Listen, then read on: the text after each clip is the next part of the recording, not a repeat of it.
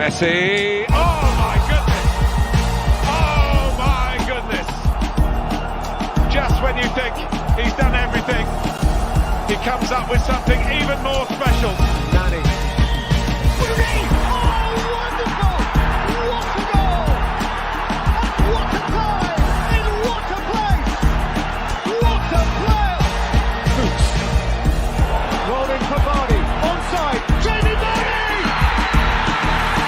History! Leicester number 9 beat 10 and scores 11 in a row. And then Ronaldo!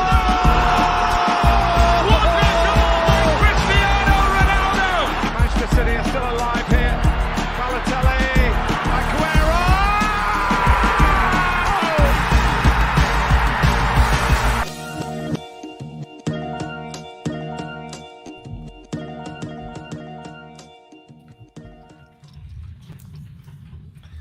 Hello, everyone. Welcome to episode 10 of Soccer Card Collective with Daniel, Vincent, and Luke. Episode 10, lads. We've made it double digits. Episode 10. On fire. Huge. Only getting started. Who thought? Who would have thought? Who would have thought we haven't got cancelled by now? I think that's an achievement. 10 whole episodes. Looking back on it, we had a lot of opportunity for a bit of backlash, let's be honest, from a few people. We don't like to take the party line. Let's say that. And I've got a little inkling that Vincent's a little bit fired up today. Is that the thought? Is that what's happening right now? I'm containing it at the moment. It's I feel it coming. Yep. Well, you know what I'm like. I usually like to just let things rip and stir the pot, and it's going to be a bit of that today. So let's get into it. It's going to be a great show. We've got a lot to cover in the world of football. First and foremost, let's go over the two main games from this international break, and international breaks are generally snooze fest. So. Yeah, we're not going to be going through them too much, but there were a few big ones if you are into the Nations League. Cosmic, how are you? Good to have you here. So first and foremost, let's bring it up if I can. There we go. So we'll talk about this game over here, which is a very important game to Vincent and I. But we'll start out with the Nations League victors 2-1 France over Spain with a late goal by Kylian Mbappe, which was a very controversial goal at that. Did you guys get to catch that game at all? I just saw the highlights for this one, but I just want to say Benzema's goal was great. Great finish by him. Mbappe's a little bit of controversy, but at the end of the day, it's probably the result you would have expected in this game, I reckon. Yeah, I mean, again, it's like VAR. Was it offside? Wasn't it? Like the most pictures I've seen was clearly offside. So but you would imagine the longer the game goes on, the more it's France's game, I guess. So it's the same thing that happened against Belgium. Like first half, France was nowhere. Second half, just a different team that comes out of the dressing room. It's like, I don't know what kind of speeches they get, but it clearly works. Yeah. It was interesting, this rule that's only come out in the last 18 months, which is a ball can be played to a striker that's in an offside position. However, if a player from the other team touches the ball, it becomes a whole new play and then means that player is onside. So I think Garcia went to make a play to the ball, might have brushed against his foot or something, but the ball obviously still got to Mbappe, who, like you said, was clearly in an offside position. But because of that interaction with the play, it created a new play, which meant that, the ball came off a Spain player, didn't actually come through from Theo Hernandez. So then that means that he's not offside. A very strange rule in my In saying that, thought it's still process. interesting that Hernandez still gets the assist for that. Yeah. Because I saw when I was checking the Yeah, he True. did get the the assist. score, he still gets the assist. But if it's a new player, like you're saying, is that I guess it doesn't really matter. It's just a stat at the end of the day. But it's an interesting True. thought. Very strange. And look, Theo Hernandez, while we're on that topic, has been unbelievable whilst he's been playing for France, and a player that I know very well watching Serie A. In my opinion, one of the top 3 left backs in the world. In all honesty, felt like he was a little bit unfairly done by in this Euros. He could have, he could have been a real catalyst for that team. Did he go with the squad? I can't remember, but he didn't really play much. I don't think he actually did. I don't think he got called up. Yeah, I'm going to have to check that up. Yeah, but he's brilliant. Just another one on this one as well. Varane actually got injured in this game, had to come off. Yeah. So it'll be interesting what sort of complications it has on United going forward. So he's been solid for them at the back so far this season. Yeah. It's one of those things you pick an aging player and, stuff like this happens, I guess. Now, they've won the Nations League. Do we really care? do we give a shit? Like, do the players give a shit? They looked pretty up for it when they were holding the cup. Yeah. I think it only matters if you play the final. Like, Thibaut Courtois openly said, like, we don't actually care. Like, we would rather not play this game because it's 3rd or the 4th place. Like, no one remembers it. No one cares. No one wants to play it. So if it's 1 or 2, I guess. But if it's like this Italy-Belgium game. Or did he just say that because he came 4th? No, he said it before the game. Oh, it was before, was it? Okay. I said it before the game. I reckon it's just salty, mate. I don't think... No, because there was a lot of pushback against this Belgium team for not closing the game out against France, and then some players were openly talking about it. Like, we have the feeling that the Belgium population is not really supportive anymore. We still play our best, and then like 30 minutes after when that got released, then Courtois came out and said like, we don't care about this Nations League game. So it's like, yeah, I guess. But no, they was all said before the game. Yeah, fair enough. Speaking of Belgium, Italy got the win 2-1 over Belgium in that game. Look, Belgium, it could have gone either way. Probably deserved to be a draw, in all honesty, from what I saw. Belgium hit the crossbar twice. Positives being very, very cheeky in the chat. Saying that New Zealand could beat Belgium, that's an I don't even know what to say about that. That's shameful. But look, I think he's still drunk. I don't know. Yeah. So he hit the crossbar twice and the post one. So it was very, very unlucky for Belgium. But like you said, a game that didn't really have a lot of meaning. Let's be honest. Easily given penalty as well. That's what I thought. Did you think the penalty was there? No. I mean, you could give him, as we clearly saw, but you can also easily not give him. Yeah. I think, and especially because it was, what was it, 60th minute? It was around that. Yeah, if 65th, if Italy goes up 65th minute, it's, they're gonna just clamp down and it's gonna be super hard to get through. And that's exactly what they did. So I think for the game, it kind of ruined the game a bit. But it is what it is. And he gave it. So. It's a shame because Courtois got a hand to that as well.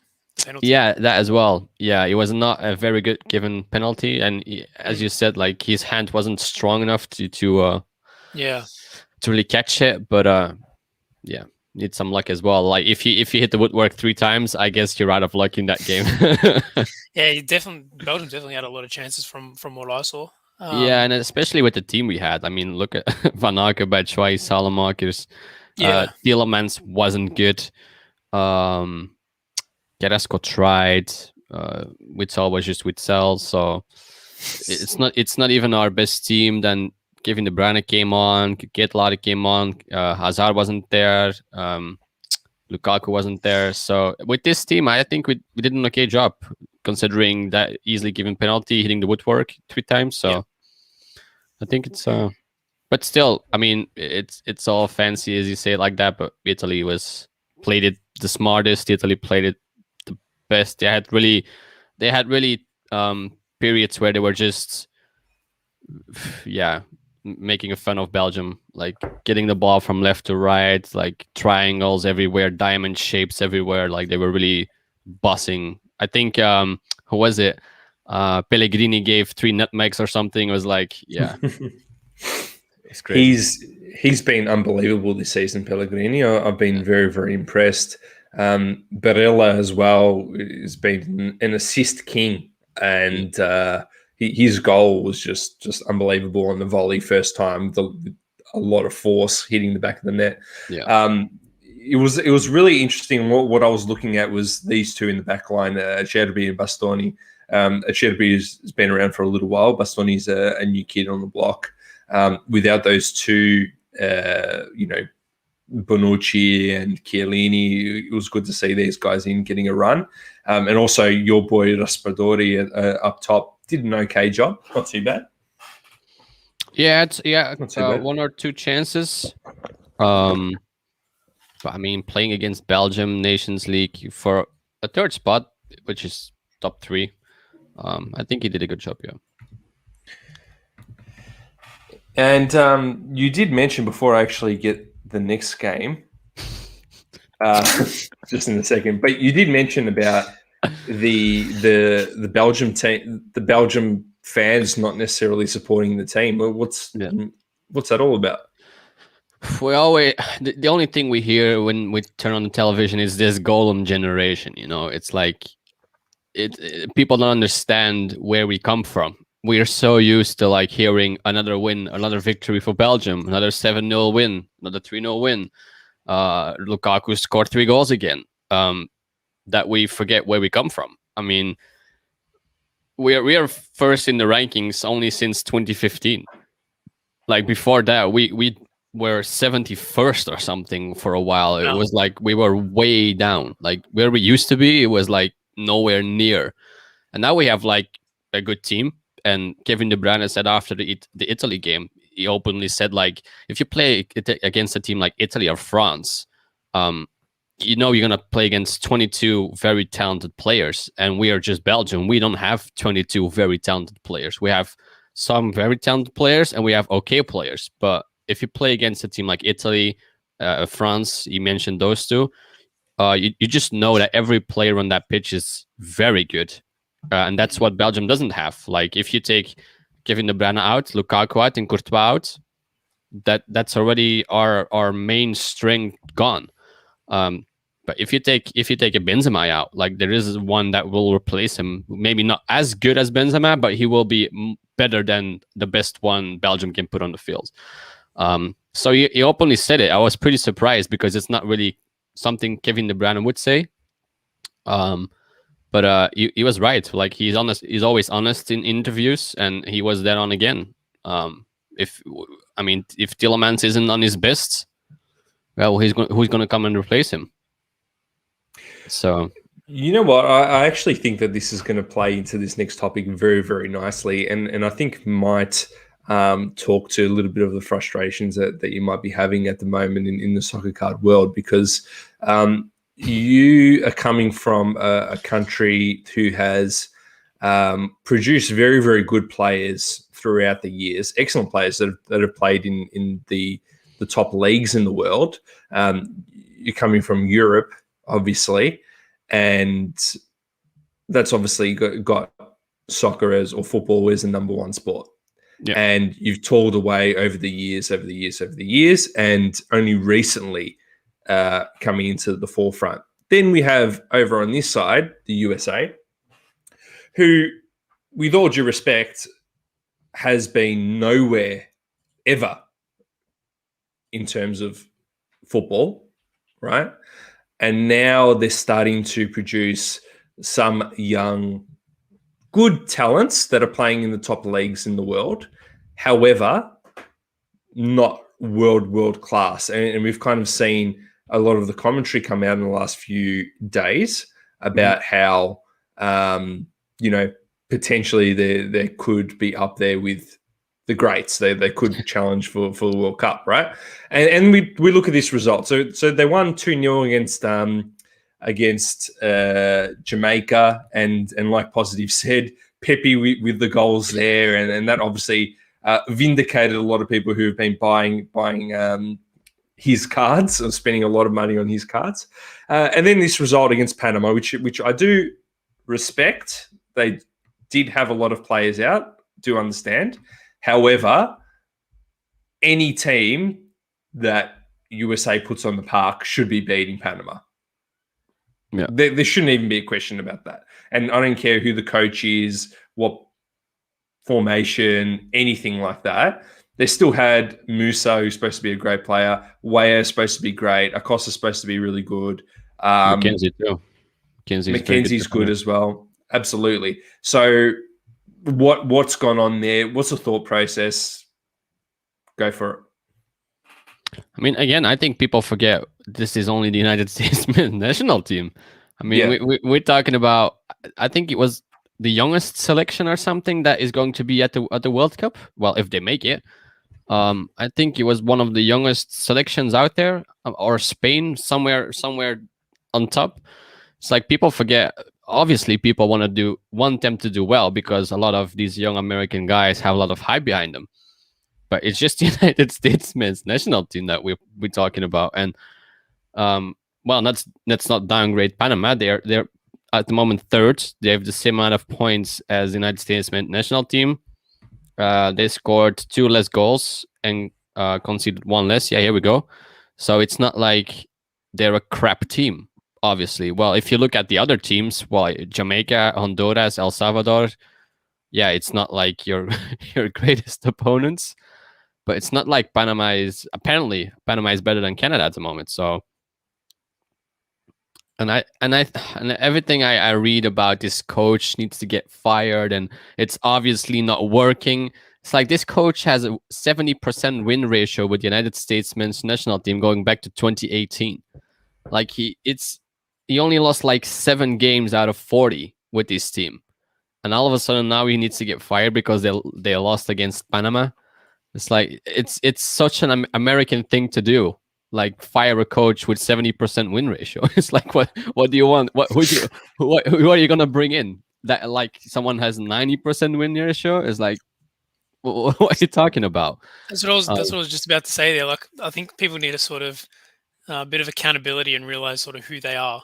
Who's going to want to come in and coach the USA men's national team if your last manager is getting fired after a 70% win rate?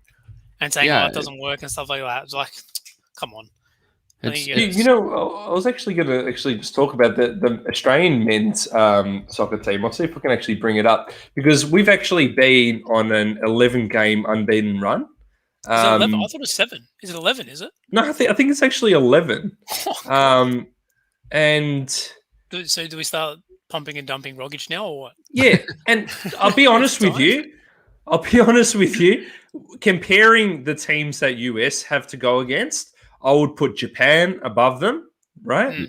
Yeah. I would even put Saudi Arabia across a lot of those teams. I would put China over I don't know a enough lot of those about teams. Saudi Arabia to Oops. give a... So sorry, that's my Facebook. I'm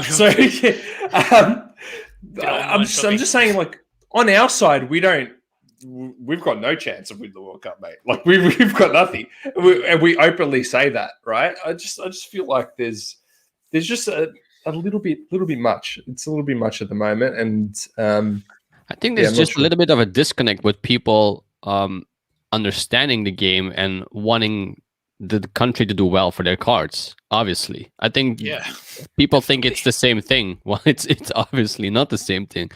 Like, look at all the countries that participate in every World Cup and just look at, there's only going to be one. Is the United States really going to compete with Brazil, Belgium, Portugal, Spain, Italy, Germany? With Australia? Seriously, like, they're competing with us? Well, let's be honest. They're lucky that every year there seems to be an increase of teams allowed. Like, but I said it in the chat yesterday. By the 2042, like every country gets a free entry. Like, if we continue this, to not make it. Yeah, it's harder to not make it than. Yeah, that's why it's sort of. I sort of talking about that as well. It sort of dilutes the World Cup a little bit, I feel. And the sure. I don't think especially if people talking about having it every 2 years, that definitely dilutes the importance of it. Yeah. But yeah, I agree with you totally. I think people in America sort of need to maybe have a bit more understanding of where they actually sit in terms of the hierarchy in the food chain.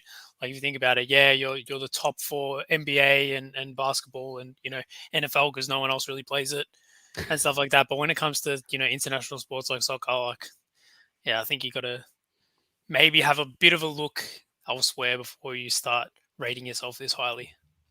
I think this also shows the lack of understanding, like how little you actually understand about the game. I feel like, and I don't want to, how do you say it? Not every American is like this, but I think it shows the lack of interest in the actual game itself. They would rather see their cards go up than their. They always say like we don't care about soccer until they play. Then everyone is like, yeah, they played like crap and it was not good and get him out.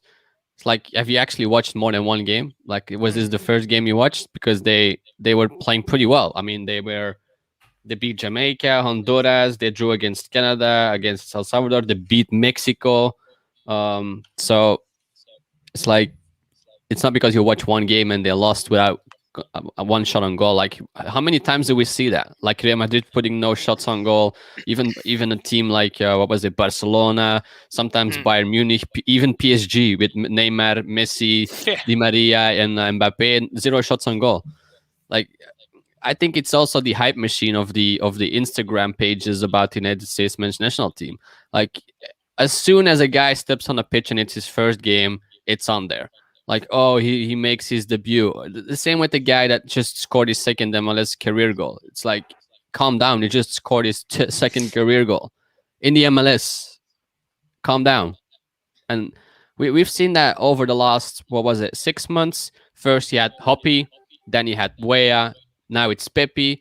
He had De La Fuente back then. Reina was the new guy. Then it was Pulisic. Like, I just mentioned 6 players in the last 6 months that were the next savior of the United States men's national team. And without them, we're not going to make it. And we need to get them in there. We need to invest now because they're going to the moon. The only guy that played yesterday out of this list was Weah. And he didn't score. So it's like, calm down. Pulisic was watching the Jets. He wasn't even at the stadium. He was watching the Jets. He was chilling. Jets. Yeah, he wasn't really caring that much. Like, he went to an NFL game. I'm not even sure what happened today. And I think he's injured or something. I don't know. So it's like the hype machine keeps going. As soon as one guy scores, he's the next guy to buy.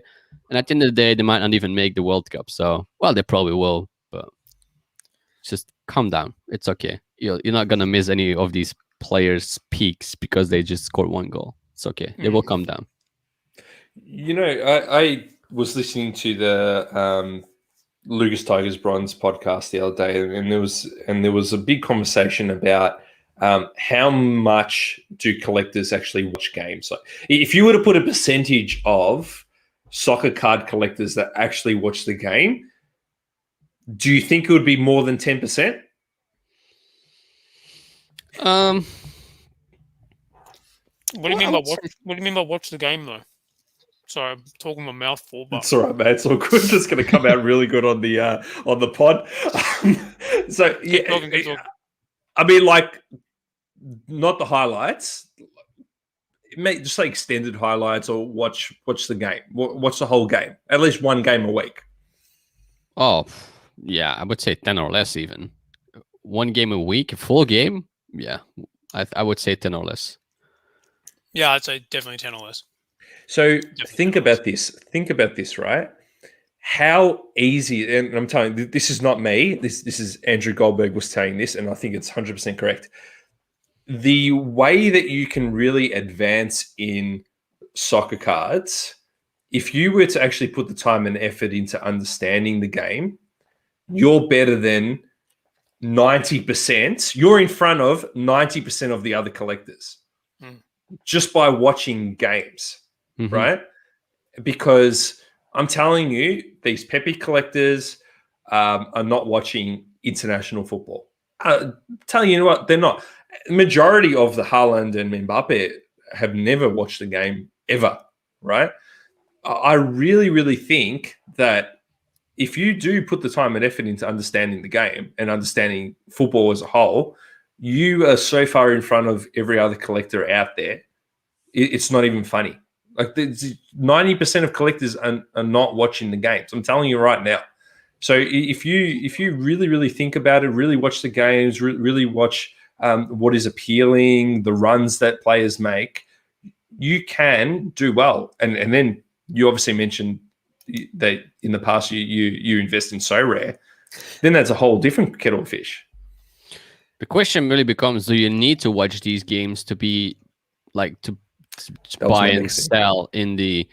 Apparently not, because a lot of people buy random players and all of a sudden they go up like by chance of randomness or whatever, and they sell for profit. If the entry point is okay, if you bought Pepe like last year or even 4 months ago, you would probably make a killing right now. So do you really need to watch these games? No, just watch some MLS games or just just watch some MLS games or just follow these young American players. As soon as they get like a sticker or a card or Tops Now, MLS release, whatever, just buy them and wait until they score a goal. Like it's probably gonna be an investment, but looking at how high these cards go, I think one of these normal parallels went for like 450 or 750 of Pepe. Is like, who is it? Yeah, I think I saw it on Instagram. I think like who is this guy? And he sells for 750 or something. It's like, it's insane. So do you really? In terms of opportunity cost, there's so many better things you could do with $450 than buy that.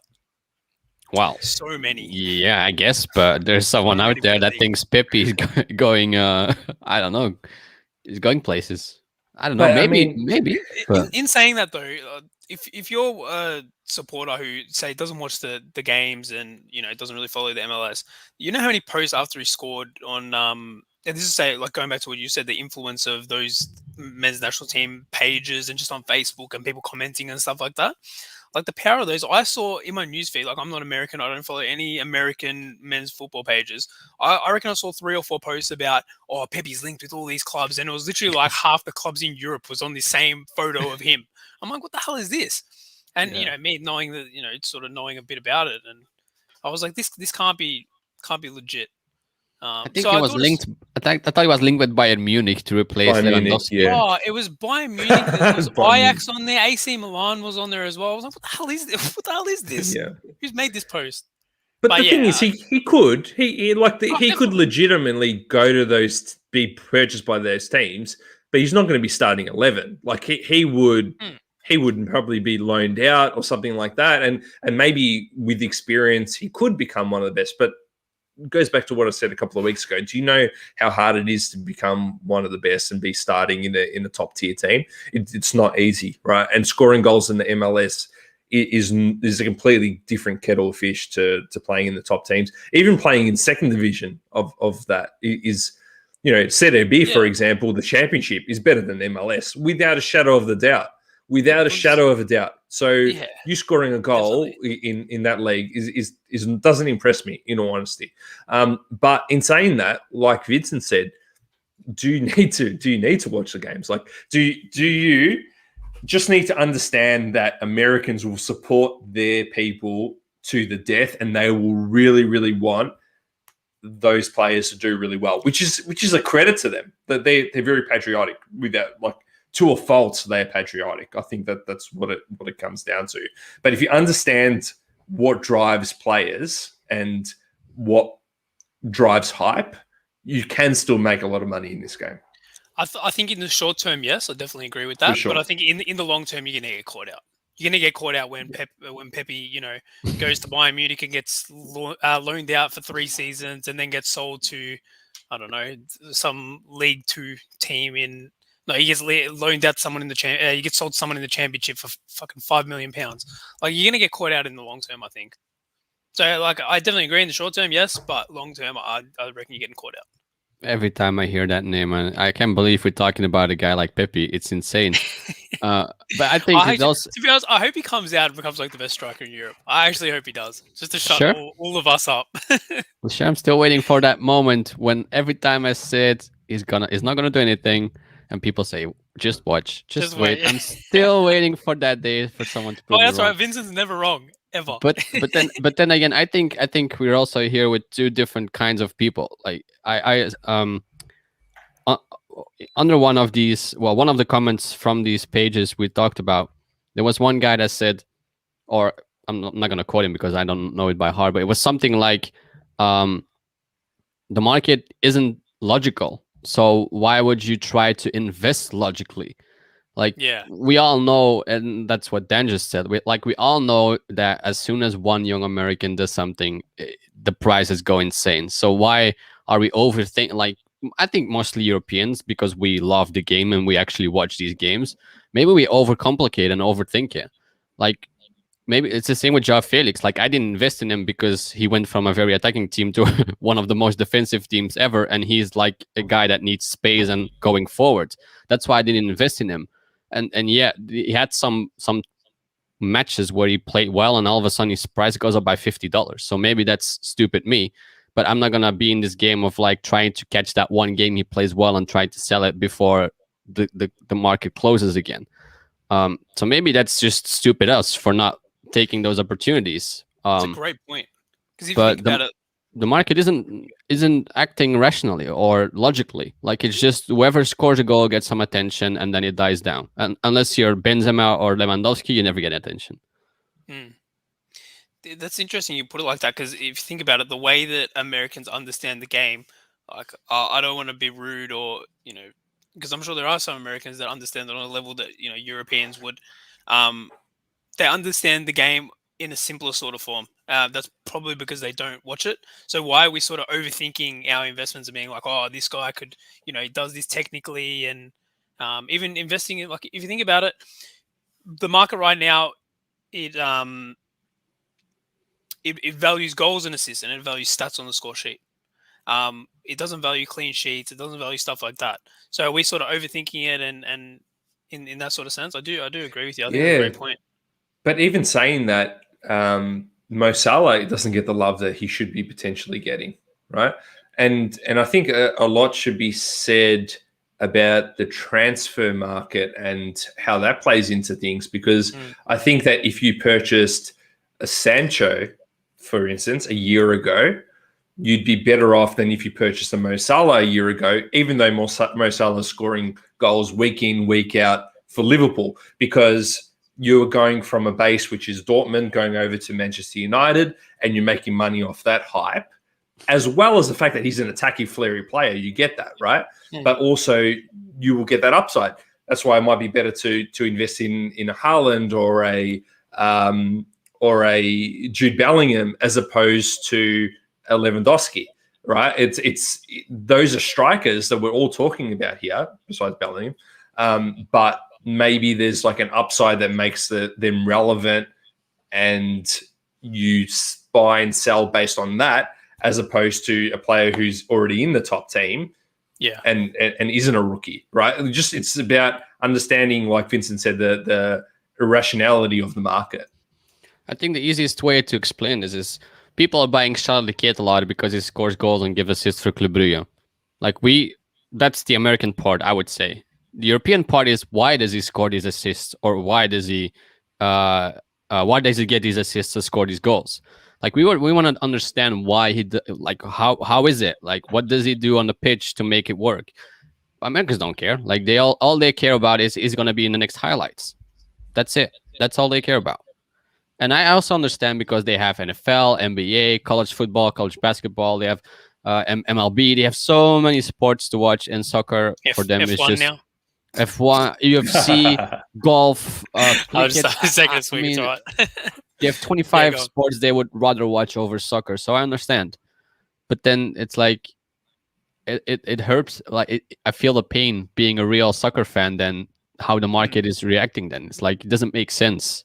And it's like, it's our sport. It's our sport, like you came into our sports, and that's just that's frustrating a bit, trying to watching the game for so long and trying to understand why players do certain things. Yeah, the market lost prospects. That's also true. Like, how many young guys? I mean, look at Fatty. Look at I mean, how many young guys who are going to be the next thing since the start of the boom? It's like, it's insane. We should probably come up with a list how many of these players were talked about and where they are right now. That'd be interesting. Yeah, we're thinking about this as though we were managers, right? Yeah, maybe. And we're not thinking about these like card people, because like Americans drive the card market, and they're all about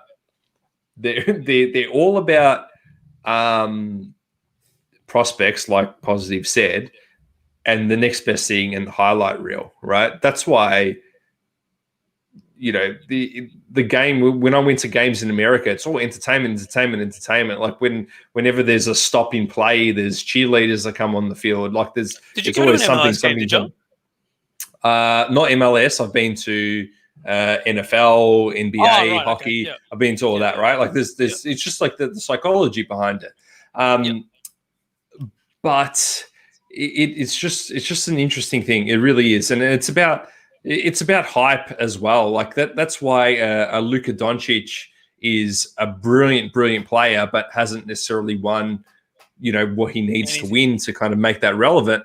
And that's why Haaland's the same. Like, he's a brilliant player, but he may not win anything. You know what I mean? Like, he'll have to move in order to make that happen. And same thing for Doncic, right? Like, it's really, really Americanized. And I feel like if we're going to be investing in cards, we need to acknowledge that as well, as hard as it is for people like us to do that, as much as it hurts. I might as well just stop buying fullbacks now, because I love buying fullbacks, but I don't think they're ever going to get any attention or anything, but it's okay. It'll be more affordable for me. Look at Maldini prices. They went up. Like, he's still a rookie. I think it's like PSA 10 750 now. Like, I would have sworn that I think that would have been a 10-cent sticker or card like 1 or 2 years ago. So it's getting there, but it's taking a lot of time. Yeah.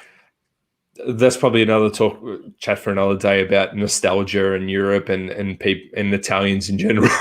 But we'll leave that for another day. All right, so any other last thoughts on that before we move on? No, I'm good. No, it's okay. Vincent, all off your chest? Yeah, it's okay. I'm gonna keep it like that. Cool. If you want to fire up again, I'm always up for it.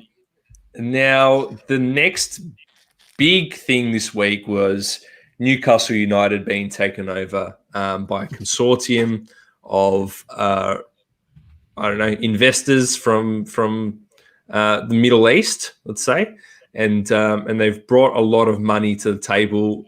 Luke, you've been following this a little bit. Why don't you give us your thoughts? Yeah, I have been following it a little bit. Like you said, a consortium. I believe they're all from Saudi Arabia. I could be wrong on that. Yeah, don't quote me, but no, you're right. Have come out, brought Newcastle. This was a deal that they tried to push through 6 months ago or so. I believe they first tried. They got knocked back by the Premier League originally. Not sure how this came back up, to be honest. I sort of just saw it at the end when they sort of were finalising it and put the deal through. There's been there's been a little bit of backlash from the other 19 Premier League clubs. Some fans, I know a lot of fans aren't happy with it. Newcastle fans, I don't think they really care, because their old manager, I've forgotten his name off the top of my head. But he was a guy who definitely was not for the club.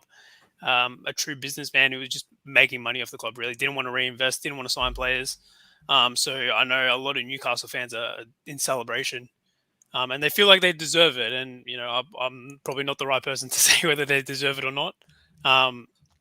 But yeah, a lot of the backlash from what I've seen is due to, like, in fact, who I had a bit of a chat about it in the double coverage Discord as well, about who is taking them over and sort of their history with human rights and stuff like that. But that's a topic definitely above my pay grade, so I don't want to make too many comments on it.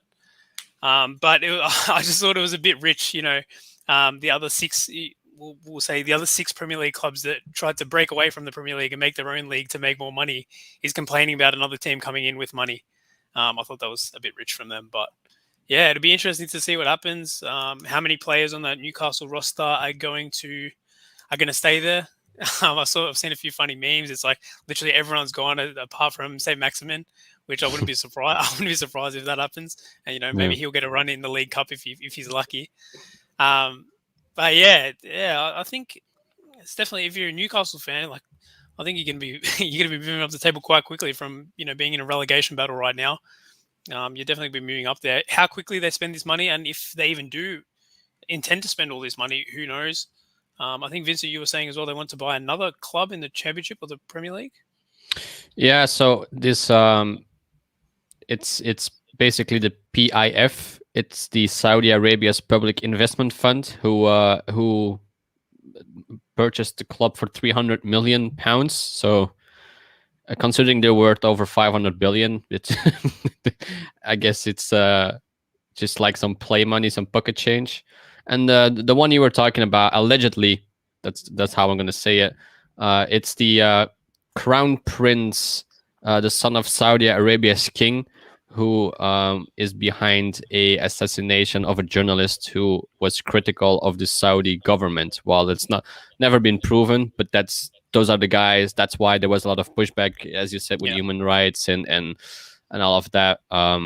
But they basically were early investors in companies like Disney and Uber and Facebook and Pfizer. They're all oil people basically as well. So someone is coming in with a lot of cash to spend, and I think he's going to do a FIFA Ultimate Team. I think let's be honest. If you're worth $500 billion or whatever it is, they're gonna try to make their own little team. I think they've been talking about this for a very long time. We've seen some memes the last time they were talking about it, and then it was like, as you said, it was like it all disappeared, and now they're back and they actually did it. Because it went quiet for 6 months or so, and then all of a sudden it sort of came back up again, and it's a done deal. And I was like, oh crap, So I'm not too sure why originally it was knocked back, and then but that's sort of, actually no, I'm not going to get into it. It's all right. I was going to say how people sort of make their money. It's I guess any owner could be shady. While you're knocking back some people and not others is probably a different question, and more of maybe the Premier League to answer than. I'm actually trying to find the other team they want to invest in. Let me. All good. So what do we think, guys? Do we think that this is a positive for world football and the Premier League, or do we think that this is a bad thing to happen? Really depends on what they're planning to do. If they're planning to bring in some very high-profile players, then obviously it's good for the Premier League. If that means that Newcastle, there has a lot of history as well. If that means that Newcastle goes back to some kind of place where they used to be quite, when it comes down to status, then sure, it's a good thing. If they're just gonna buy every single major name in every single competition, then I would say no, because then it's only one league, and I think you need like 5 different ones, or depends what you call big leagues.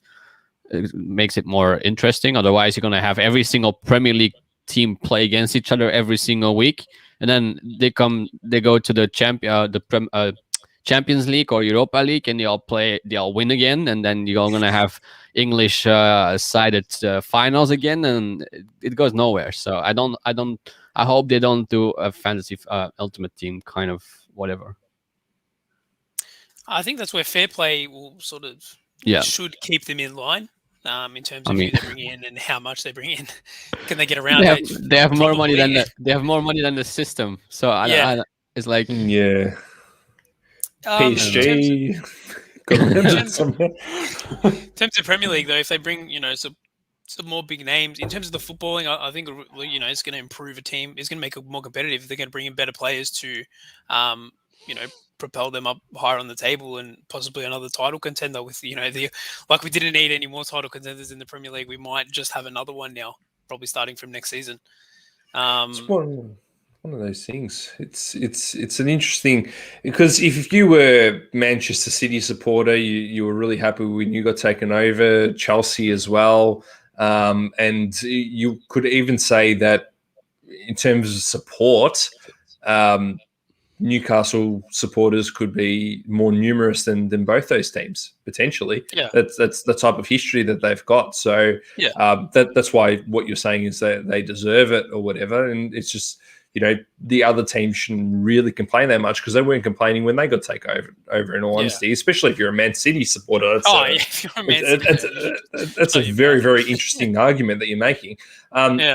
In terms of whether it's a good thing or a bad thing, like you said, it's about what they do with the money. But I think that it's going to raise the transfer cost because now you've got another player in there. Now you've got another competition for signature of Haaland, and you've got Raiola licking his lips to have somebody else to play against each other and raise the prices, right? And you've also got the wage bills increasing as well because you've got another player being able to do that, regardless of what we say about financial fair play. They've always got a way to get around it. And that's going to just drive the prices up. And it's going to be about affordability, which teams are going to be able to afford to compete. And we have seen that Serie A teams, La Liga teams, the majority of Ligue 1 and Bundesliga teams do not have the capability to compete from a wage and transfer bill. And this is going to increase it more, right? And if they buy more teams, it's just going to continue to do that. I don't see any way that that's not going to happen. It's going to be great for Premier League because you're going to see players being brought in and raise the level, but also I think it's going to be to a detriment of the Champions League because I think it will be mostly Premier League teams. I think that'll be to detriment of all other leagues as well. I think you could even be calling the EPL the Super League, right? That's what could potentially happen. You look at Barcelona's state at the moment. They're so far behind in the game. I don't even know how they're going to get out of it or how long it'll take. Maybe Real Madrid, maybe. I don't know if they get Mbappe, which it looks like they are going to get. If they get him on a free transfer, maybe their prestige is going to be able to get them over the line. But at the end of the day, and look, I know I've been talking for a little bit, but if you're Newcastle, with all due respect to Newcastle, I'm going to want to go play in Madrid, in Milan, in Paris. I'm not going to want to play in Newcastle. I'm not going to want to send my family in Newcastle. With all due respect to there, but it's a completely different kettle of fish. So the money's going to talk, like Saucy saying in the comments, money, money, money. And at the end of the day, if I have the ability to improve my family's position, I'm going to Newcastle, and I'm sticking it out. It's going to be quite interesting what they do. It's definitely one of the most exotic places in the world to live. But it does become a destination now because of all the money there. And I heard as well, I haven't had this in yet, but I heard they were going to invest, or allegedly they're going to invest quite a lot of money into the academy. Well, what does that do for players? Do young players, kids want to go to Newcastle and play there and be developed through the academy, and they build some sort of, prestigious system there? Who knows? There's just sort of almost guesses at this stage, but I don't know. It'd be interesting to see. I hear that. I hear money making. You know what I mean? Like you see what Chelsea do, and I don't see them. They're a business at the end of the day. Yeah. They're not here to spend money to just piss it up against the wall. They're gonna want to win Champions League, get the money in. They're gonna want to sell shirts. They're gonna want to make money, right? And it's like. As much as it's heartfelt that they're going to do certain things, I think, I don't see that sustaining. Yeah, like if you think about it, the only way you compete these days is by spending money. Like after City and Chelsea and Madrid and Barca to to a certain extent now, not so much anymore. Like after that, you can't other teams can't compete unless they do the exact same thing and spend money. And it's sort of getting to that stage in football where if you don't have that massive funding, like you're no chance of winning the league, and you're even less of a chance of winning the Champions League. Yeah, so I just found something on the Athletic, which is I would say a very good source of information. So Saudi Arabia's involvement raises important questions about geopolitics, sport washing, and human rights. But a recent poll conducted by the Newcastle United Supporters Trust found that almost 94% of its members were in favor of the takeover. So I think they would rather have a guy from Saudi Arabia take it over than let it completely die or whatever the case may be. They're probably going to go down this season. Well, we don't know. Well, they've still got till January to sort of not screw it up too much. And then another guy said double standards. You can't think the crushing of the Super League was a good thing, and then also think Newcastle now having Saudi ownership is a good thing. So it's controversial. And again, I think it just all depends what they're gonna do with the money. If they just came in, they're gonna let the club live, and they're gonna invest a lot of money in the youth system. Sure, why not? If they're gonna come in and they're gonna buy Haaland, Mbappe, Messi, Ronaldo, every star under the sun, obviously that's gonna cause riots. I don't know, but it all depends what they're gonna do with the money, I guess. Yeah, it'd definitely be interesting to see what happens.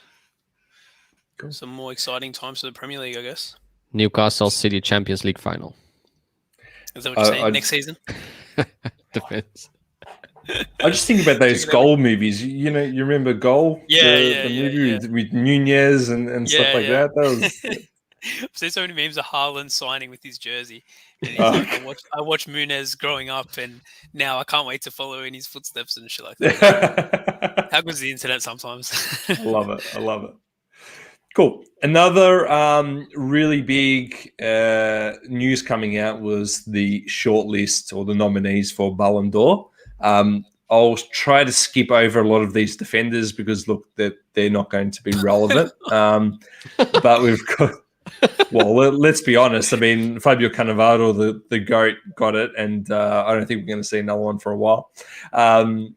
We got Barella, Benzema, De Bruyne, Diaz is in there, Donnarumma's in there, Fernandez, Foden, Haaland, Jorginho, Kane.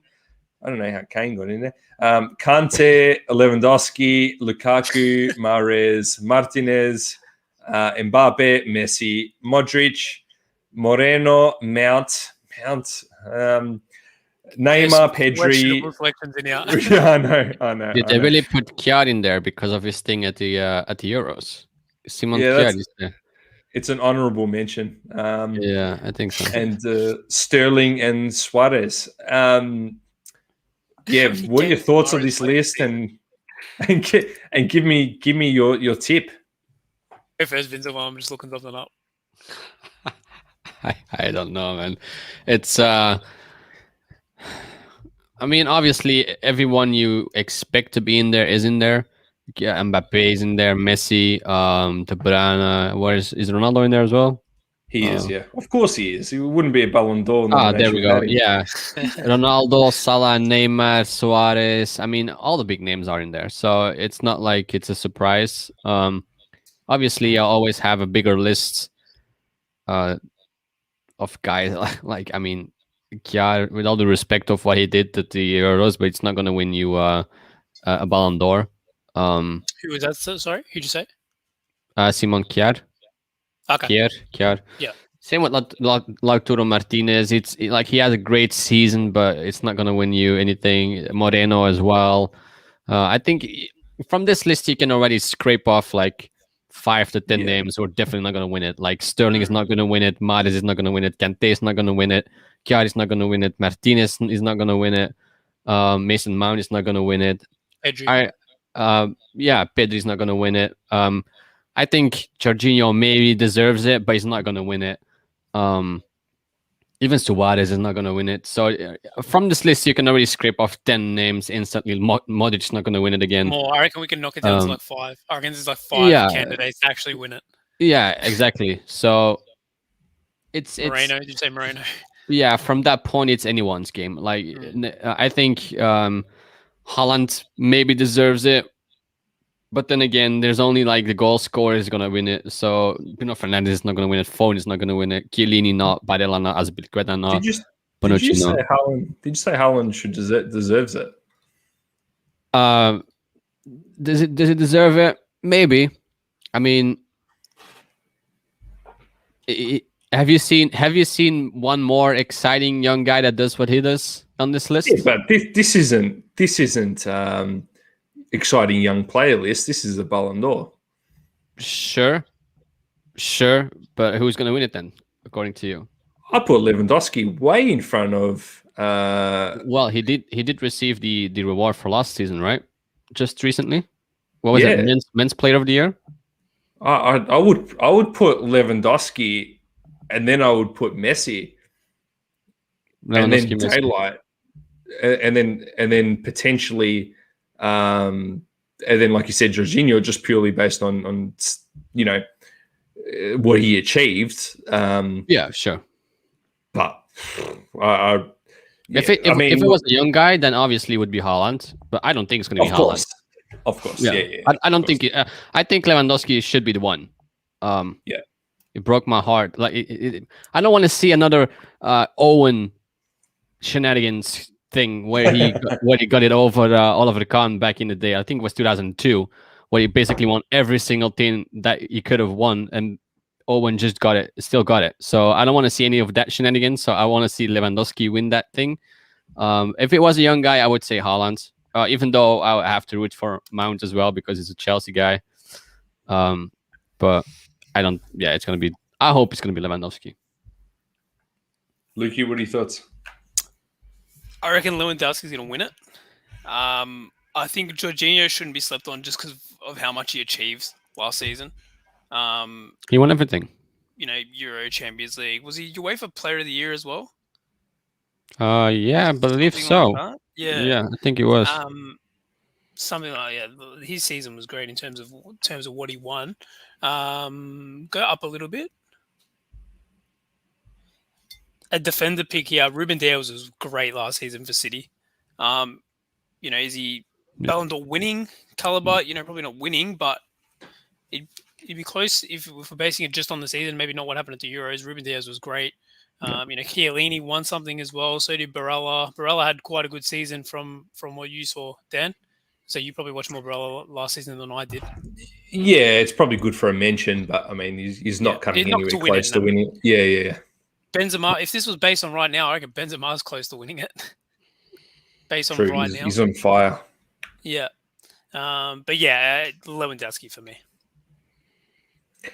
Is this based on victories though, or was it based on court of public opinion? That was the thing that was going through my mind right now. Are we basing this on winning stuff, or are we basing this on like goals, like personal performance? Like how do we tackle this? Because otherwise, there's no question, and it should be Jorginho.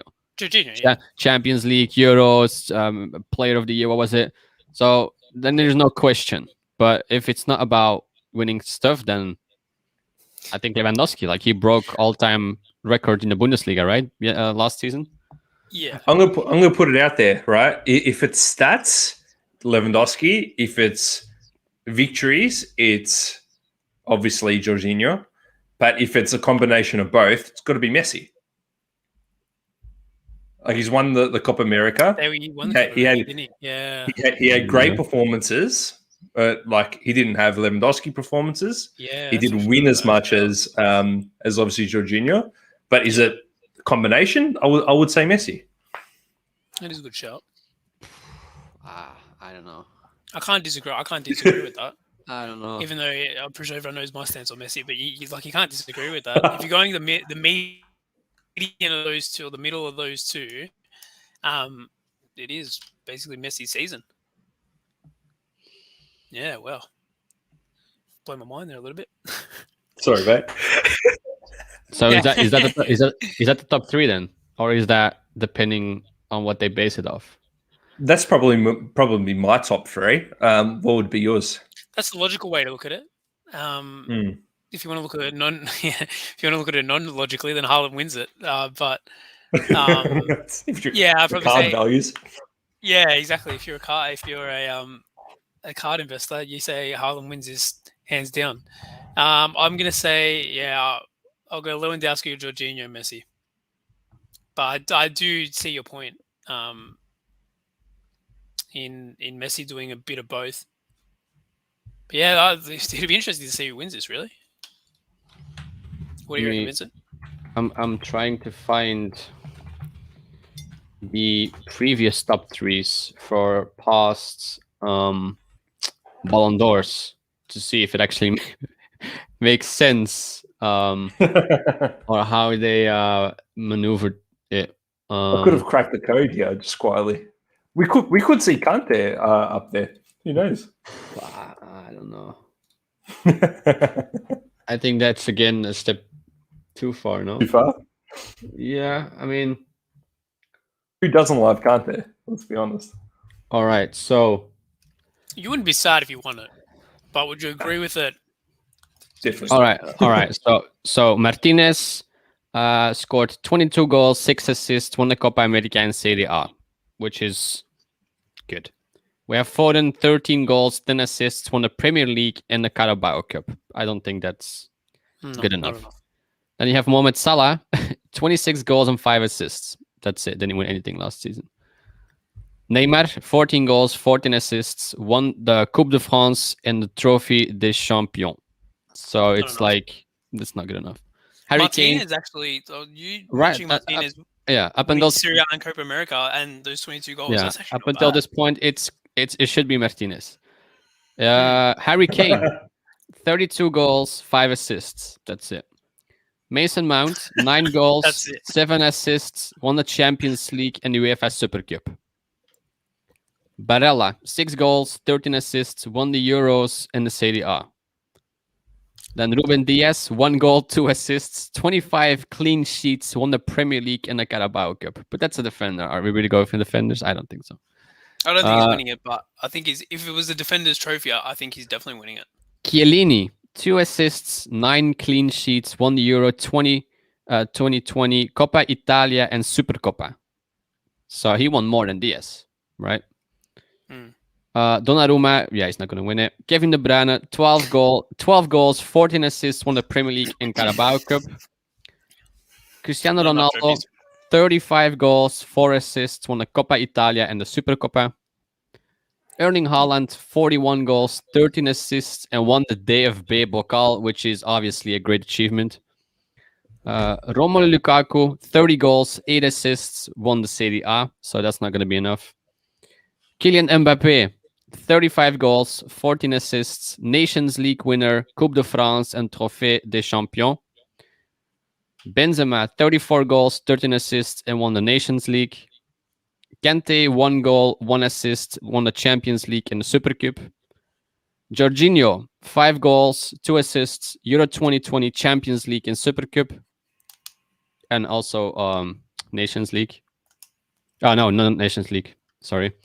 Lewandowski, 50 goals, 8 assists, Bundesliga, Club World Cup and DFL Super Cup. Lionel Messi, 38 goals, 14 assists, won the Copa America and Copa del Rey. I think, that stays my top 3, I think. But look, I do have the list of top 3s in the past, and you tell me your thoughts, all right? So 2020 was cancelled because of COVID. 2019 was Messi, Van Dijk, Ronaldo. Mm-hmm. That was the year they won the Prem, wasn't it? Liverpool? Yeah, that was the breakout year of Van Dijk. Yes, 2019 wasn't a great year for Ronaldo at Juventus. It was okay, but probably doesn't deserve to be there. 2018 was Modric, Ronaldo, Griezmann. Griezmann. Okay. No, Messi. No Messi there. Then it was Mbappe, then Messi. 2017 was Ronaldo, Messi, Neymar. Okay. And Gianluigi Buffon then after. Then it was Ronaldo, Messi, Griezmann. Griezmann's been up there. What's going on? Like he's He had a real he's full up there, didn't he?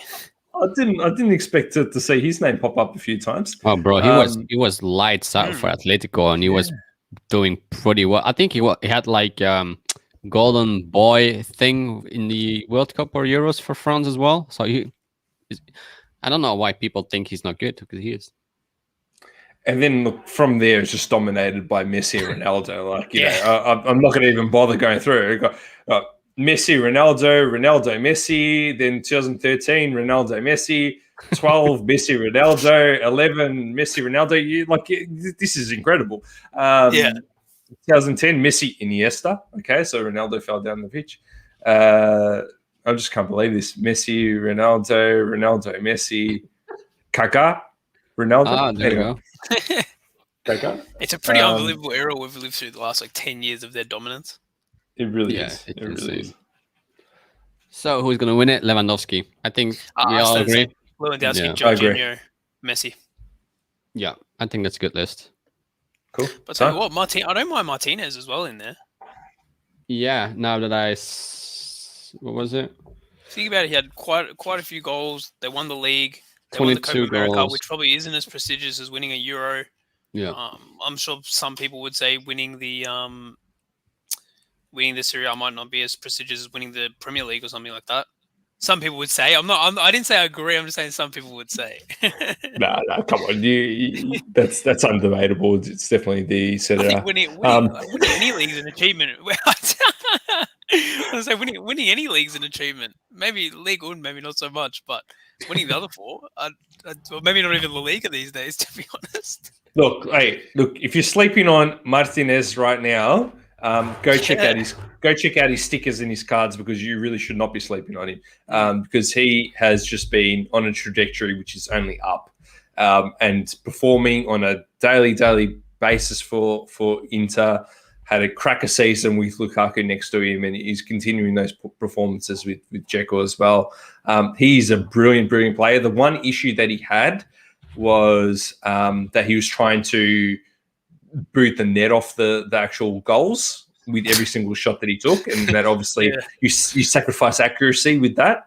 He could have scored, I'm telling you, about 6 goals more than what he scored last season if he just placed it as opposed to just belting it. He just always gets himself in the position. And I'm telling you now, you're paying card prices for Pepe when you've got Martinez there, who is just like, telling me like a Newcastle could come and just throw crazy money at Inter and take him, and he just becomes an unbelievable player, and people are going to be scrambling. Like that's literally what's going to happen. But anyway, all good. I heard he's going to sign Inter. Think they're in a good position to sign him long term. Inter have done fantastic business. They have sold off players that they've needed to fix up their finances, and they have brought in players who are fantastic, and they haven't really missed a beat. It's been downgrades. Obviously, Dzeko is not Lukaku, and Dumfries is not Hakimi. But still, they've kept their core, and they're doing a brilliant job. So I wouldn't say Dumfries was really good during the Euros for the Netherlands too. Like he impressed me. It was very good. Yeah. We're going to get into some quick fire questions. What do you think? Oh yeah, I forgot about those. And this one is directed at Vincent, because that was a question from one of his fans. He's called them fans. Followers. Fans. So this is from the Cardhour family. We'll call them Cardhour family. The fam. Kickoff Cards is asking, what happens to soccer card market if the US men's national team fail to make the next World Cup? I think that's a very good question. I actually have no idea. I think all that money is going to pour in other players. I guess. I don't know.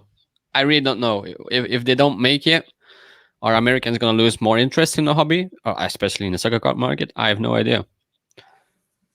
Because the market isn't logical, and I'm a logical guy, so I have no idea. So I was going to say, in answering this question, are we answering it logically, or are we answering what we think should happen? Because, like, in a logical world, it shouldn't change anything. Because should you be paying $400 for Pepe rookies? No, you shouldn't. But No. you know, people want to do that, so I'm either as well. Like, I'm not too sure, really, to be honest. I hope not. I hope Americans. I hope they start looking elsewhere in the world. Like, they stick with soccer, but they look elsewhere in the world, and stop maybe pushing their maybe playing too much into their patrioticness. Is that a word? Probably not. Well, Patriotism. Say yeah, patriotism. That's probably it. let's Something make it a like word. that. Let's make it a word. Yeah. What do you reckon, Dan? It depends why they're buying like, for example, why they're buying Pepe. Are they buying Pepe because they think he's going to shine at the World Cup, or are they buying him because they think he's going to transfer to a big team and do well in Champions League? I don't really think it's going to affect things all that much, in all honesty.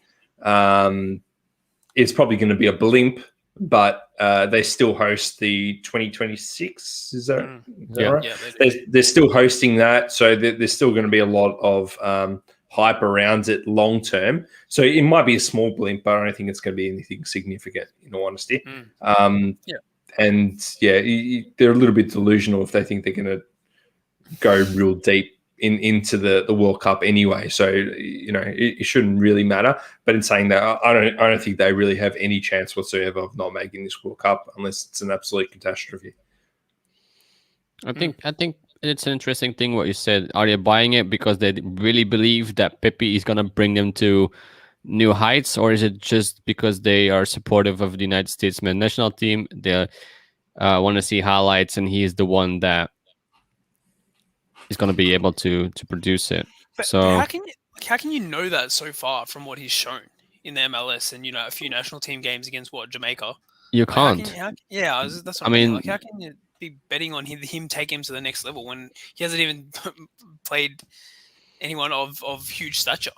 That's what I said. Like in the last 6 months, there was Matthew Hoppy, you had De La Fuente. What was the next big thing? And then you Pulisic, Reina. I mean, they don't know. That's why they're buying every single one of them, I guess. Yeah. Every time there's a new one that breaks through or scores a goal in Europe, then the price go up. This one makes the least sense to me. Like, the other ones made some sort of sense. You know, Pulisic at Chelsea, big team. Reina, Dortmund, you know, a known feeder to bigger clubs. Those ones make sort of sense. This one, I don't see it making any sense. Or I'm finding it hard. If someone wants to enlighten me on how it makes sense, I'd be. But maybe he's doing better in the MLS at a younger age than they did, potentially. I don't know. He's sitting at 13 goals and 2 assists in 27 games. In the MLS. In the MLS. Decent. I mean, look, that's fantastic stats, but it's in the MLS at the end of the day. Like we just established, it's a league under the second division leagues of the top European countries, top European leagues in the world.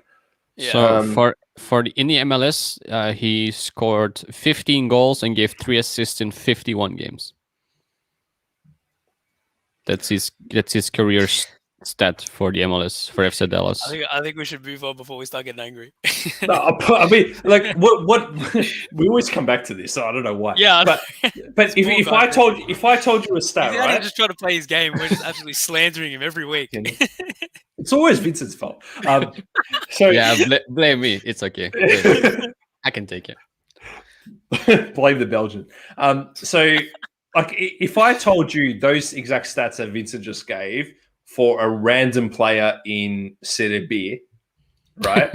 Would you give a shit? Would you really give a shit? They're not even going to have a card or a sticker if you think about it. Yes, you would. Come on. There's stickers for Serie B. Maybe a sticker. Unlicensed, maybe. No, I'm joking.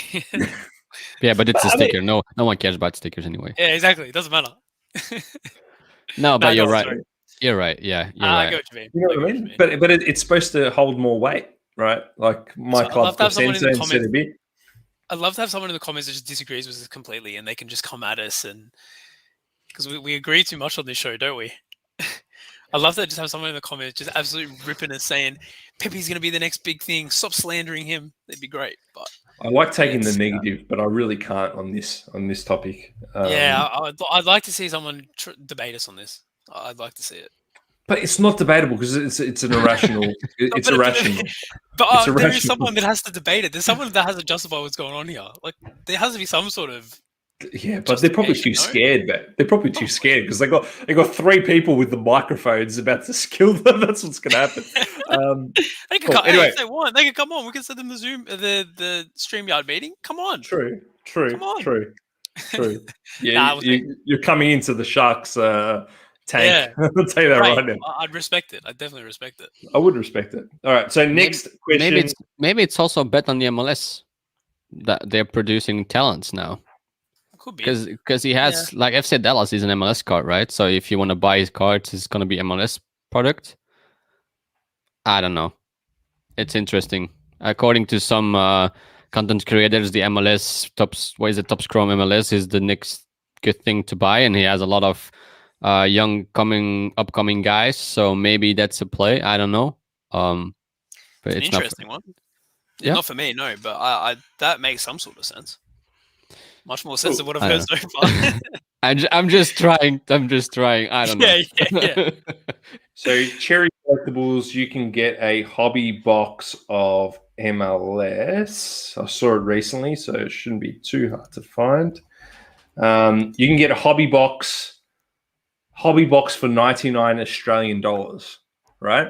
So What's that? that's a great price if you've got the opportunity to get a Pepe Auto, What was that? 99? a 99 Australian dollars. Australian dollars, 63 euro. 41% discount on the previous price of 170. It is a hefty So discount. hefty discount. That's so that box you can get Caden Clark autos, you can get Pepe autos, and we've seen that they can go for a lot of money. Is that a sneaky play? MLS hobby box. Does that mean the box is undervalued then? if his rookies are selling for $400?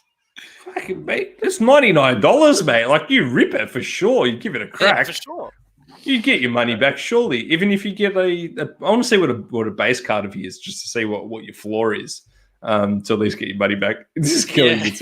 It's killing him. It's killing him. Have you seen that picture from Adam from Heroes for Sale? Like if no one wants to buy a crab, just call it undervalued and people will buy it. Oh, I did see that. That's good. I'm gonna buy it. I'm gonna buy it and rip it on stream. That's what's gonna happen. Oh boy. It's a hobby box for $99, man. Australian dollars. That's unheard of. Unheard of. Yeah, unheard of. Maybe there's a reason for it. Oh, okay. Maybe you pull a 1-of-1 Pepe.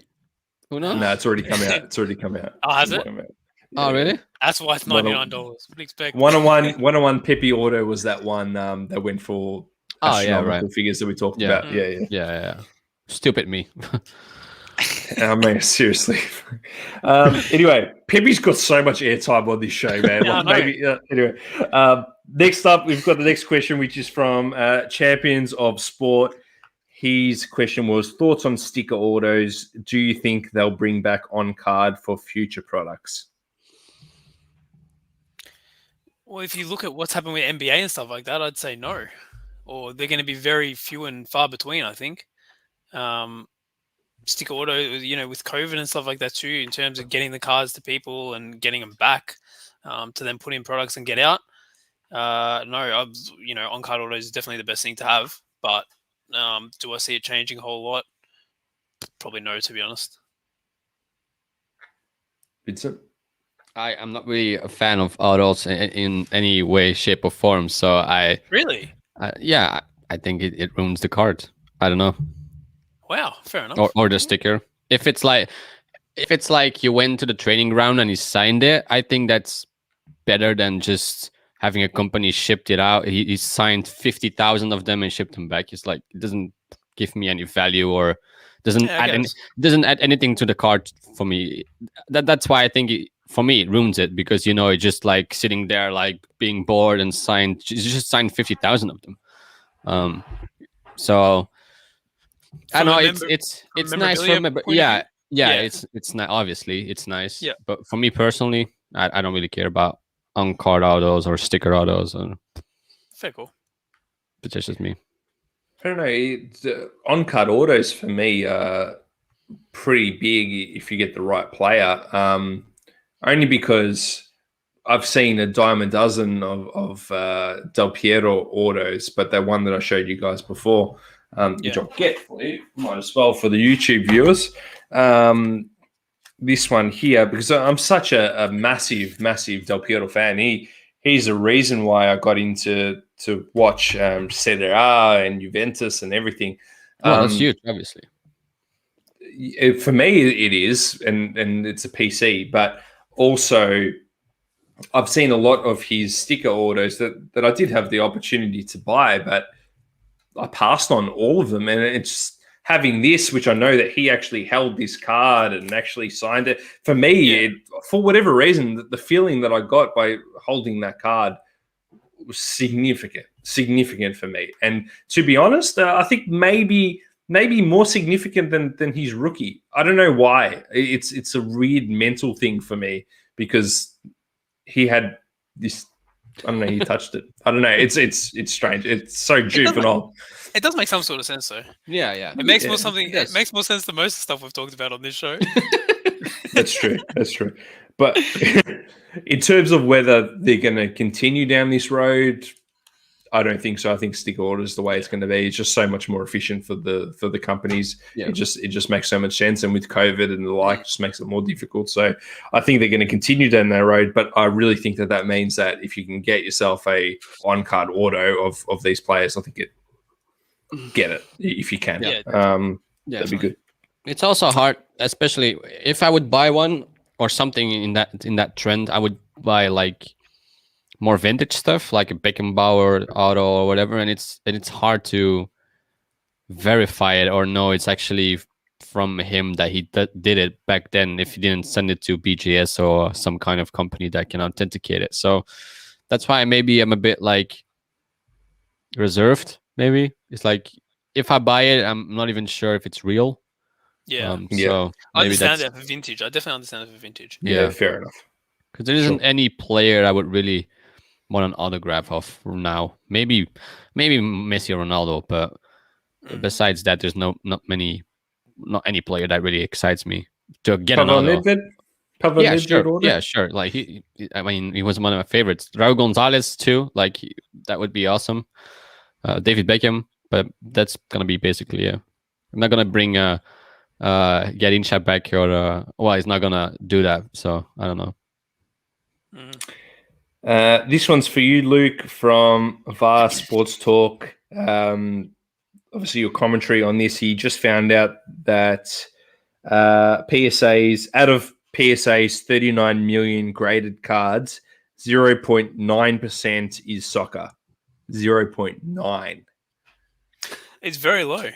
We've talked about it. I remember when the soccer boom happened, everyone sort of talked about how low the pop was compared to basketball, and we saw a lot of graphs and a lot of bar graphs on this is how much soccer's graded, and this is how much the NBA graded, and this is how much just jar base prism. And yeah, it was always something that sort of surprised me how little there was. I think as they get through that the backlog there, I think a lot more of it's going to start coming out. Will it be a huge increase, and will it be anything compared to basketball or NFL? No, it won't. But I still think that there is quite a bit to go through, and that's why I think if you think about it, could graded soccer possibly be a bit undervalued, especially when PSA 9s and your base card, PSA 9 and your raws are very close in price. Especially like now you can pick up Sandro Optics PSA 9s for $30, $30 US. I'm not sure what the raw is at the moment, but I'm assuming it wouldn't be far off that. Is something like that. We've talked about it a few times on Crunch Time about it, in terms of could the PSA 9 market be a bit too close to what raw is. That's sort of my thoughts on it. But yeah, recently I have been buying a bit more graded soccer if I can find it, but it is again hard to find. with 0.9% of the total PSA pop.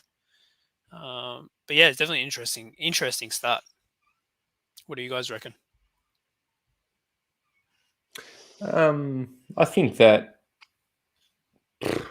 it's a symptom of a few things. I think soccer just started, obviously, coming to the forefront, and it kind of lined up really nicely with PSA having that backlog and prices increasing and things like that. So it could be a symptom of those things. And, there's basketball's been around for a long, long time. That's true. Baseball, we're considering football. We're considering like what 25, 30 years of grading compared to like 18 months. So I guess exactly, that is a big factor. That's my point. People are all grading all the new cards where they're, over there they're grading the legends, and we're starting to get into all of that. So look, I'm not surprised, and I don't think it's going to improve, or it's going to increase. It's going to increase, but I don't think it's going to get anywhere like 30% or anything like that. But in saying that, yeah, you made a massive point in terms of grading and the pricing. Like if you're telling me the Sancho PSA 9s are $30, I'm taking that. I will definitely take that, because the cost of grading is way more than that anyway. Like exactly. That makes complete sense. You send a card for grading, there's no guarantees of a 10. Especially why a PSA not? right now. Especially a PSA right now, I feel like they're being very harsh. So I will take that any day of the week. Day of the week. And it actually sounds like a really, really good price, and I'm going to have a look at it myself. I had no idea. Yeah. So yeah, look, I think that's an opportunity. I feel like soccer's just growing as a car. I don't think it's going to go backwards, and I think that's an opportunity there. But I think it's understandable why it's under 1%. Yeah. Thoughts, Vincent? Yeah, I mean, basically everything what you guys just said. Like we've been just grading them since last year. So, and also I think a lot of true collectors, they don't grade. They know what they have. They don't need a company to tell them, sometimes wrongfully, from what year their vintage cards is or whatever. Because PSA, let's be honest, doing research is not their cup of tea, I guess, for the older collections. So they just they would rather have it in a was it one loader, was it called? I don't know. The gloss, the plus. No, the other one. Yeah, one touch. The one touch thing, or top loaders, or yeah, I think so. I don't know. I feel like I'm saying it wrong. I feel or like it's something buying. else. It's okay. Yeah, I'll take it. Or they would rather have it in their. Correct me, I'm sure. Yeah, in their binders than just send them to PSA. Like they don't care. Like imagine all these true hardcore collectors sending their entire collections for grading. I mean, pops are gonna explode too. So it's a bit of both. It's just new, and true collectors don't really care about grading. So what do you call it? PC slabs could be a big up and coming thing. That's definitely what I'm doing with this. I don't actually give a shit what the grade is. I actually don't want it graded. I want this to be in a slab. So I just want to protect it. So I'm going to get a slab from somewhere. Maybe what's the guys that double coverage Vanity. boys that look at? Vanity slabs. Yeah, I'm going to look at that. I'm going to look at maybe seeing if I can design my own, and because I don't want to grade. I feel like if I send this in, I know it's not going to grade unbelievably well. So I feel like having a 7 is going to detract from how important this card is to me. So I think just a PC slab is going to be really nice. Just to sounds good. Encapsulate it. Cool. Definitely. Plays in the soccer card market. What are you guys looking at the moment before we wrap it up? I'm gonna share one. It's not really a play. It's gonna be something. This is the risk of buying modern, like we've talked about in here. Mine's actually one that's gone backwards. I was gonna share it last week, but I thought I'll share it today. I remember I talked about James Maddison before the season started. It was links to him going to Arsenal and possibly getting I was gonna say maybe coming in and being the savior of Arsenal and doing something different for them there. Didn't happen. Stayed at Leicester. Has been a little bit out of form this season to the point where I believe I don't know if he got dropped or there was some sort of injury concern. But yeah, he's far from his heights that he was last season, the season before, and when he got his first English cap and stuff like that. So yeah, that's one from me that I took a bit of a punt on at the start of the season. Lucky that the cost of entry wasn't very high, which is lucky, and that's definitely something you got to look at with modern, and something I definitely look at. And looking at his previous prices and what they got to. But yeah, now I'm sort of not stuck with it because I still sort of believe in him, and I think he can come back. Maybe he's checked out at Leicester with all these transfers. Who knows? But yeah, just something I wanted to share because not everything makes money. Not everything goes up. You can lose. You can lose at the end of the day. For sure. I don't think you should be investing in prospects like that with money that you are not willing to lose. You know what I mean? Like unless you're buying the goats and vintage and things like that, which is a lot safer bet in my opinion. Yeah. It's a gamble, man. It is a gamble. Players can get injured, like very. They can get stuck with a manager who doesn't like them for whatever reason. That's what I mean. When you're putting thousands of dollars in, to like Haaland rookies and stuff like that. Haaland's probably a bit safer than what Pepe exactly. When you're spending, there's a difference between spending $50 and spending $3,000 on a bet. For sure. But yeah, it's one of the dangers of playing modern. Some people love it, some people hate it. I don't love it. I thought it was going to go well, but we'll see. Maybe I could be wrong. His second half of last season was a lot better than his first, so maybe he'll come out firing. But we'll see what happens. I'll keep you updated, everyone. Don't worry.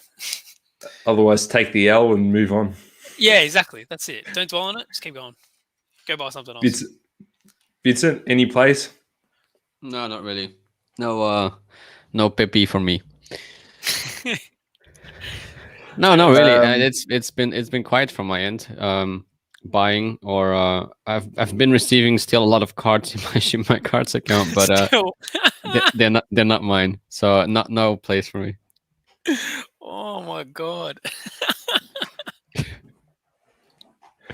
My play is, guys. It's been like a week, hasn't it? 2 weeks. Oh, the Euro Mosaic's back. So Euro Mosaic is back. This is the Asia exclusive choice. 6 cards in there. The card to get out of this box is the Peacock. So you're guaranteed a Peacock in this out of the 6 cards.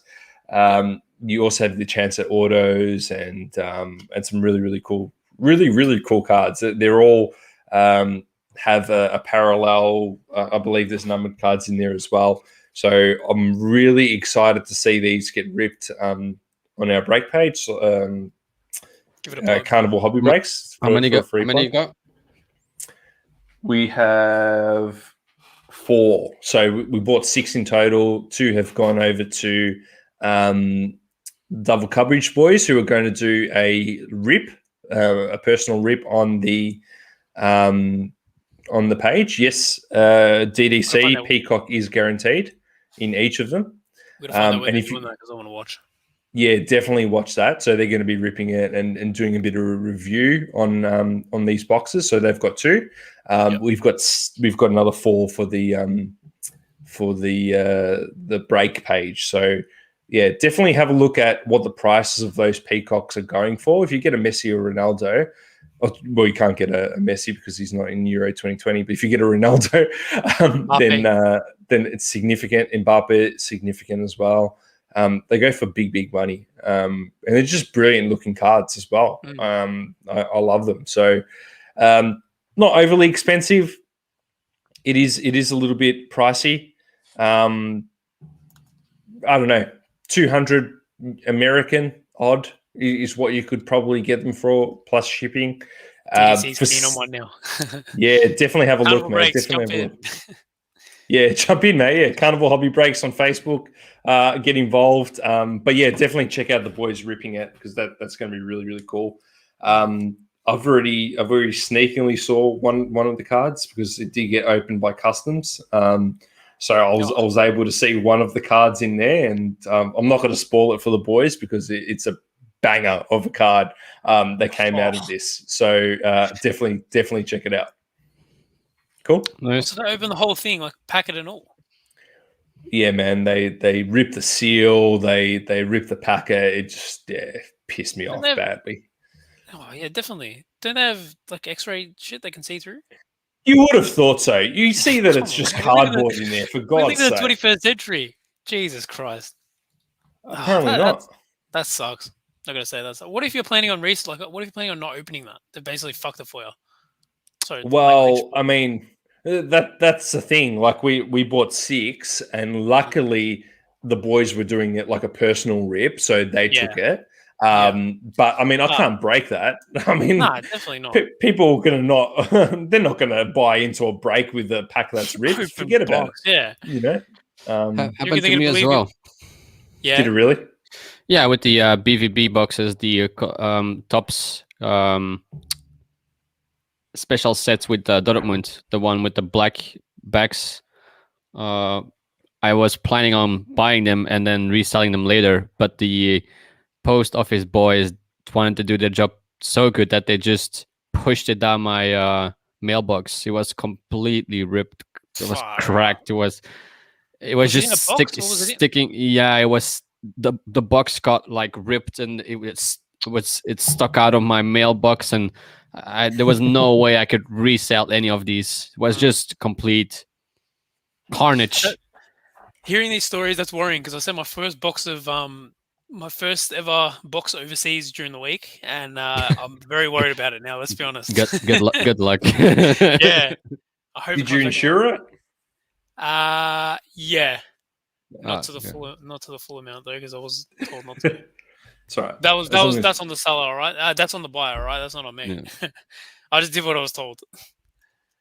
So apparently they do that to Pokemon sometimes. Okay.